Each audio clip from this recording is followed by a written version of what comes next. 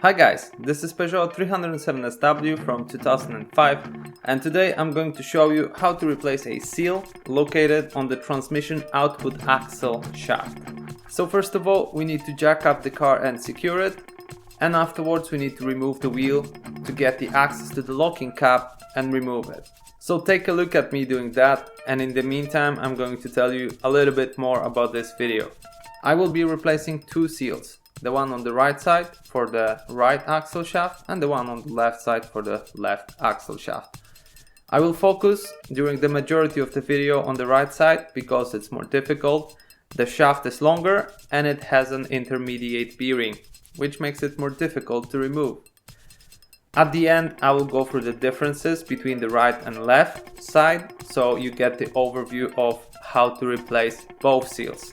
Okay, so now that I've used the hammer to remove the pin, I can freely remove the cap and then I can start working on the nut. But it's better to spray it with lubrication first because this nut is torqued with over 300 Newton meters and therefore it's not easy to remove it. When I've done that, I put the wheel back on, and the arrangement that you see here is the end result of my struggle to remove this nut. I used another jack to lift one side of the lever, and then I stood on the other side with my 90 kilos, and then my friend hit the lever with the hammer, and only then the nut went loose. So you might have some better tools and that would be great, but I didn't. And by the way, the key size is 36, so it's not something regular to have in the workshop, or at least not for me. Now we can double check that the nut is loose, and if it is, we can start to work on the nuts of the wheel to remove it once more. It's quite a lot of this back and forth with the wheel, but it's just the way to do it. We need to live with that. So when the wheel is off, we can freely remove the nut, and then we can start to focus on two bolts connecting the shock absorber to the spindle. We need to remove them because we will need to relocate the spindle together with the braking disc out of its normal position, and we need to do that because we need place to remove the CV joint from the inside of the spindle. It will take us some time with these bolts, and in the meantime I'm going to tell you additional thing about the video. Along the way during this replacement, we will need to drain the transmission oil and refill it afterwards. I have done a detailed video showing how to replace transmission oil on this car, and therefore I will speed these parts up during this video to limit the total length of the video. But if you're interested in details of refilling or draining the oil, I will put this link in the description and at the end of this video, so you have an easy reference to check details about this part. And by the way guys, you can still replace these two seals without buying new transmission oil. You can just reuse your old oil. So make sure to use a proper clean bucket for your oil and then just refill it afterwards. Nonetheless, if you're replacing these two seals, then you're probably having a leak, and if you have a leak visible on the outside, there's a high chance that there's not enough oil in the gearbox, so you might consider replacing it after all.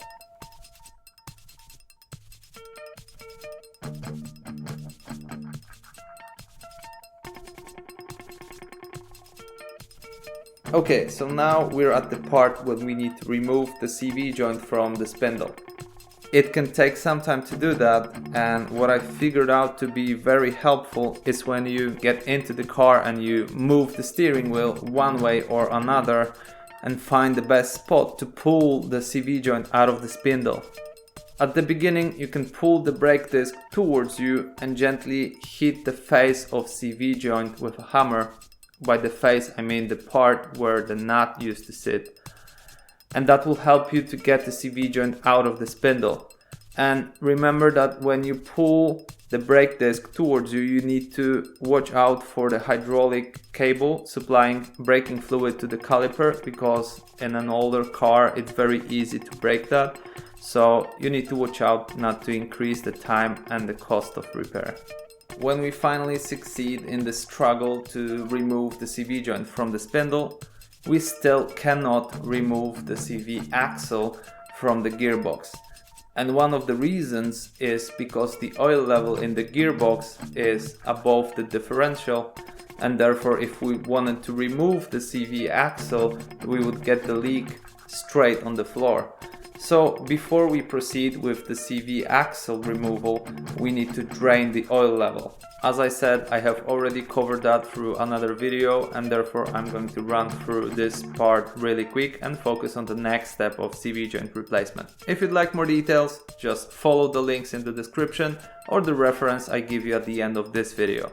In the short summary, we need to open up the hood, remove part of the airline to get the access to the vent cap on top of the gearbox, remove it, and then go under the car, locate the correct drain plug. We don't want to drain the engine oil, we want to drain the transmission oil. And then prepare big enough bucket for the oil. For this car, 3 liters will be enough. Afterwards, simply remove the drain plug and drain the oil.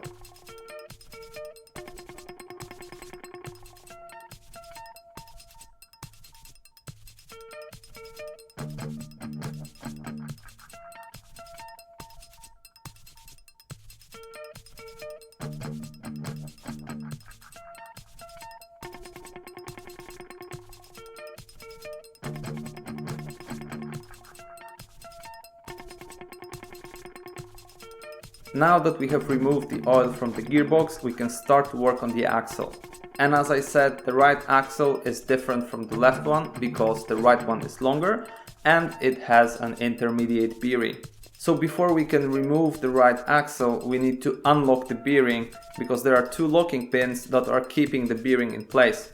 And you need to remove these 2 nuts first in order to unlock the pins. You will find this bearing area in the middle section of the right CV axle. So it's approximately the same distance from the gearbox to the bearing area as it is from the bearing area to the right CV joint. And as you see, it's right next to the drain plug for the engine oil. Now, this perspective that you see here is me having my head right next to the gearbox and looking at the bearing area.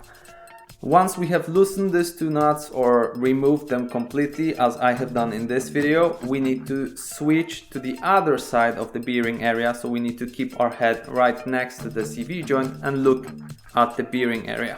There you will find these 2 locking pins that you need to rotate outwards so they are not blocking the bearing when we will remove the CV axle together with the bearing. Okay, so now we will use this tool and pure force to press the CV axle, or the bearing actually, because it's the bearing that holds the axle in place. So we will use this tool and press the bearing out, and then the rest is easy peasy. So we go under the car, we find the perfect spot, which is in the bearing area on the side of the wheel. And since I've used approx half an hour, not including the brakes, to do that, I'm going to share a bit of how to do that with you. So you don't want to put the lever on the bolt there connected to the rubber part, because you will most likely destroy the rubber part. You want to put it a bit to the left. Parts there are solid and you can get a good grip and good press to pull it out. I haven't registered the final push where I have actually managed to get the bearing out, but I registered the footage just after that. So this is how it looks like. And then it's basically to gently pull the axle out of the gearbox, out of the bearing area and away from the car.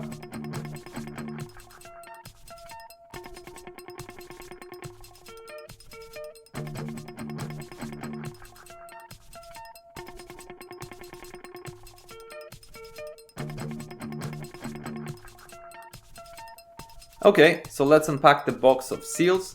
I have ordered a set. So there should be 2 seals. The smaller one is for the right axle shaft and the larger one is for the left axle shaft.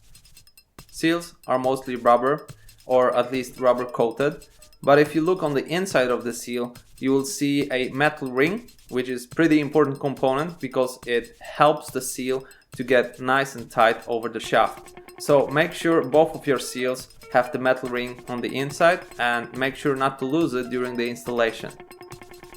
So if you now take a look at the area around my old seal, you will see that it's full of transmission oil, and that's obviously because the seal is not tight.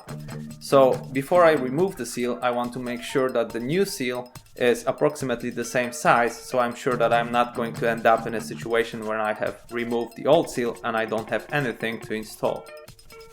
To remove the seal, you basically need a lever. I will not tell you exactly what type of tool you should use, just search your workshop, see what suits you best, and then use it. You basically need to make a lever and push the seal out of its place. When you have done that, make sure that the seal came off together with the metal ring on the inside of the seal. It's common for the metal ring to drop out of the seal and then stay, for example, in the place where you want to install the new seal. So find the metal ring and make sure it's not in any critical interface area. Next, you want to clean the area where the seal sits in. Even if the seal has been leaking, there should not be too much debris there, but it's always good to clean it either way. With the surface of the gearbox prepared like that, we can start to install the new seal in place. Before we do that, it's good to grease the seal because it decreases friction and it makes it easier for us to push the seal in place. So the method we're going to use to place the seal in the gearbox is that we're going to use additional component that is at minimum the size of the outer diameter of the seal. It can be larger, but it needs to have a flat surface. Then we will take a hammer and we will hit multiple places on the component so that the seal goes in smoothly at the same rate on all of the sides of the seal. And make sure not to rush it. Just knock a bit, then check, knock a bit, check again, and make sure that the seal goes in equally.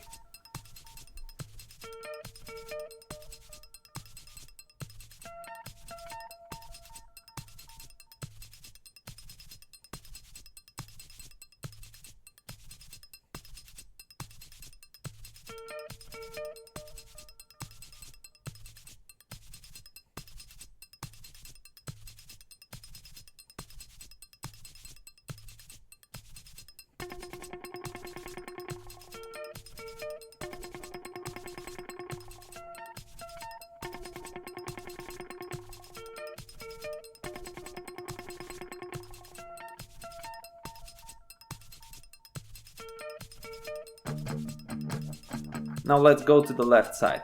As I said, it's much easier to remove left CV axle than it is to remove the right one because the right CV axle has the intermediate bearing. So basically, to remove the left CV axle, you do exactly the same procedure as you have done for the right one, but you forget everything that relates to the intermediate bearing. Now, when we have removed left CV axle, we can take a look inside and you will see that the seal there on the gearbox is much larger than on the left side. Not only that, it's much closer to the wheel, so there's better access for removing it. Same as on the right side, before we remove the old seal, let's check that the new seal is of the same size. The rest of the procedure is exactly the same as on the right side, so I will not repeat myself, but you go ahead and take a look how the left seal is being installed.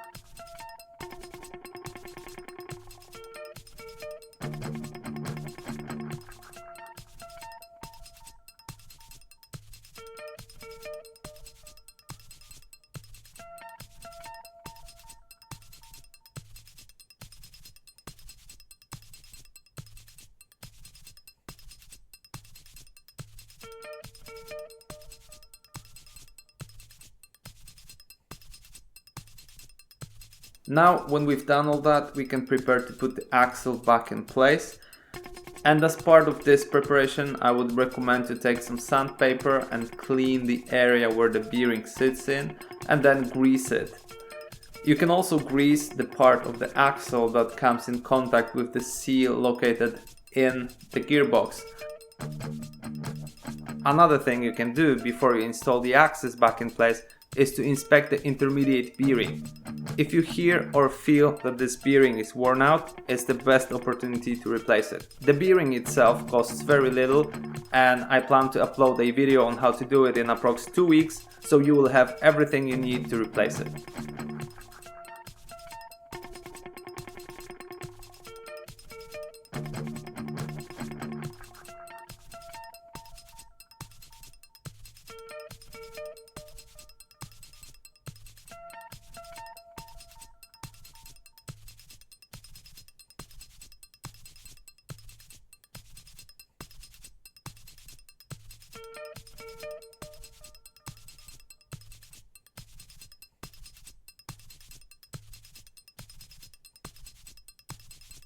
When you start to install the axle onto the gearbox, you will see that the first part of the axle has a diameter that is much smaller than the diameter of the seal.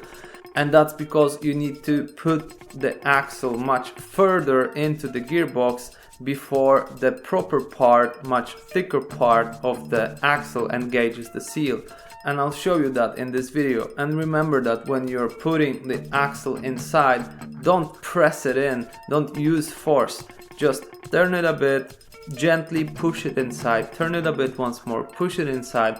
Don't rush it, take it step by step until the whole axle engages the seal in the proper way.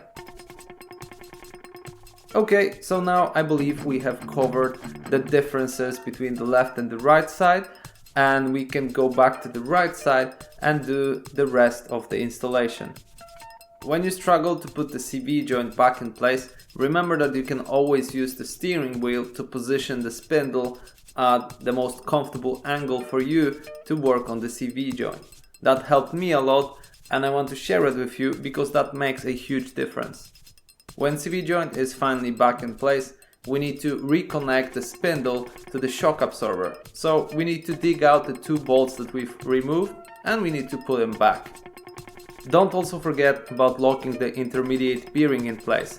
To do that, you need to rotate the 2 locking pins back to the original position so that they prevent the bearing from misplacing, and then tighten 2 nuts that are on the opposite side of the assembly.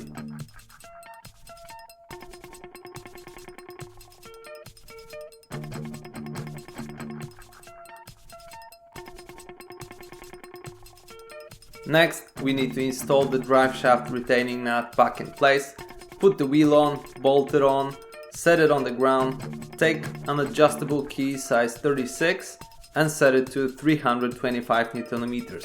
Yes, it's quite a lot. And then it's only to tighten the nut. Once this is done, we need to remove the wheel once more. I told you it's a lot of this back and forth with the wheel. And then we can install the locking cap on the nut we have just tightened. Then when the cap is in place, we need to lock it using the locking pin. And then you can also help yourself with the flat screwdriver to get over the parts of the cap where there's groove. At the end, don't forget to tighten your wheel bolts with the correct momentum, and don't forget to fill in your transmission oil. You will not go too far without it. To fill the oil, we use the interface on top of the gearbox. There used to be a vent cap on top, but we have removed it at the beginning of the video. And as I said a few times already, I have a dedicated video on draining and filling in the oil. So please check it out if you're wondering about what oil to fill in, how much. All the details are there. And you can also use the reference at the end of the video, of course. Remember to reinstall the vent cap and the airline at the end. And that's it. I hope you guys enjoyed this video. Leave a like if you did, and if you'd like to see more Peugeot 307 mechanics, check my channel out. I've got plenty of videos about this car, and good luck with your Peugeot.